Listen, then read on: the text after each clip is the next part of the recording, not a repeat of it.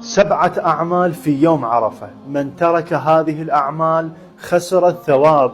وهذا اليوم احنا ننتظره بالسنة، لأن هذا اليوم يوم استجابة الدعاء ويوم رحمة الله. شنو هاي الأعمال شيخنا؟ أولا الصوم، صيام هذا اليوم. العمل الثاني الغسل كغسل الجنابة، لكن النية التقرب إلى الله سبحانه وتعالى. العمل الثالث صلاة من ركعتين، النية التقرب إلى الله. وقت هاي الصلاة من بعد صلاة العصر، تقرأ في الركعة الأولى فاتحة الكتاب مرة والتوحيد مرة، وفي الركعة الثانية فاتحة الكتاب مرة وسورة الكافرون. العمل الرابع زيارة الحسين عليه السلام، أجر لا يعد ولا يحصى. العمل الخامس دعاء الإمام الحسين في يوم عرفة، موجود دعاء مخصوص. العمل السادس قراءة دعاء أم داود.